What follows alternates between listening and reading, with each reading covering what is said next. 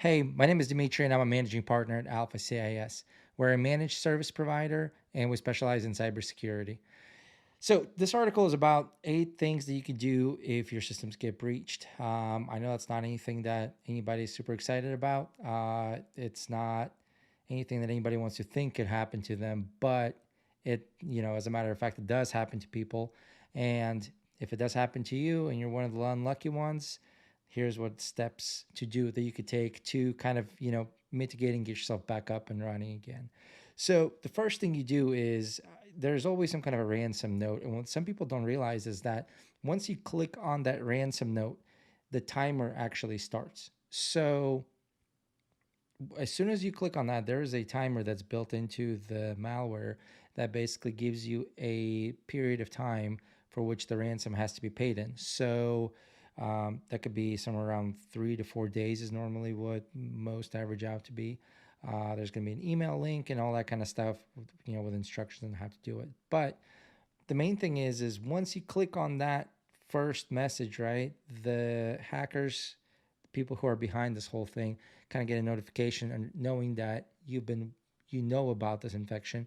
You saw it, you saw the ransom note, and they're basically sending you, a call to action, and you have so much time to pay the ransom, or they basically get rid of your decryption key and your data is lost forever, so they claim.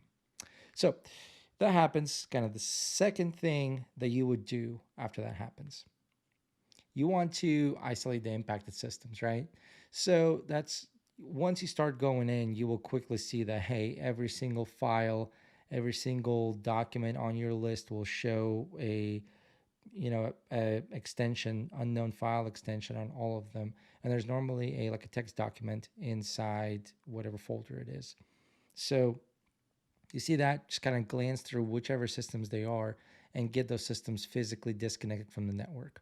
Um, all the working systems that are still good, disconnect those as well. So basically, just completely kill your switch is the fastest way to get this done. So go into your data closet, pull the power on the switch, and boom, there.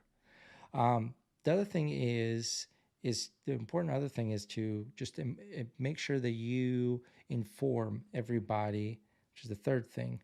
Inform everybody in your company about the breach, right? You don't want people logging in. You don't want more, because what happens is now they have access to your systems. Now they have access to your email accounts. They have access to your uh, phone logs. They have access to your company directory. So they could use additional phishing attacks to kind of spread it across to other users if they're not sure what they need to be looking out for. So definitely keep a lookout on the fact that limit the communication, but let everybody know inside the company that what's going on, so they won't be logging into the systems, stuff like that. Fourth thing is, this is kind of to help out the investigators, right? You call the FBI. There's legal authorities that you go through to help you out, and a lot of the forensic experts for those companies could determine a lot if you don't shut down the computers. Like there's temporary RAM files. There's all sorts of kind of trails that are left in a computer before it's turned off that investigators could potentially use in order to figure out who was responsible behind this attack. So if you can, avoid powering down the machines, right? Obviously, if it's important ones like your server, that kind of stuff, you're gonna have to power that down. You're gonna have to restart it. You're gonna have to do some mitigation, whatever, right? But if there is some kind of a workstation that is not, minimally impacts the workflow, just leave that one on and just kind of keep it in the corner, unplugged from everything.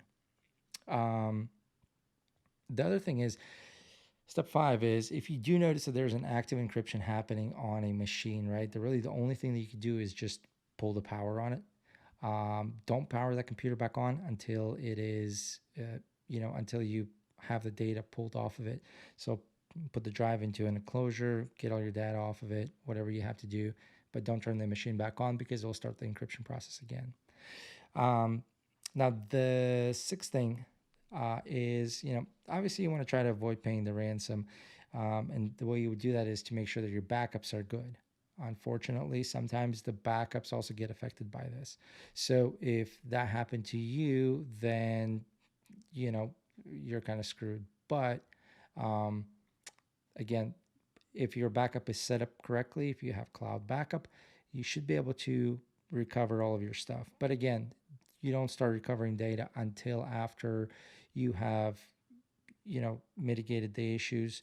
All the computers have been wiped clean, and you are 100% sure that the virus, the malware that was on your systems have been removed. And of course, if all else fails, you have to pay the ransom, right? And I'll leave the instructions below on how you can get some crypto and to pay them. Obviously, is the worst step, and you don't want to do that if you can. That just funds the enterprise, and there's no guarantee that you're going to get your systems back up and running if you pay for it. So the last step is, the final eighth step, and that's to figure out the vulnerability. And there's many tools that are available, but running penetration testing for internally and externally, looking through all the system logs, looking through the logs in the firewall to kind of determine what could possibly, where the infiltration came from. Another good location is the emails. So look through your mailboxes. I mean, you'll probably be the most recent ones, right? If a user clicked on something, it'd probably be the first on the list that these emails came up with. So anyways, I hope that was helpful, and you can get the rest of the details in the article below. Thank you so much.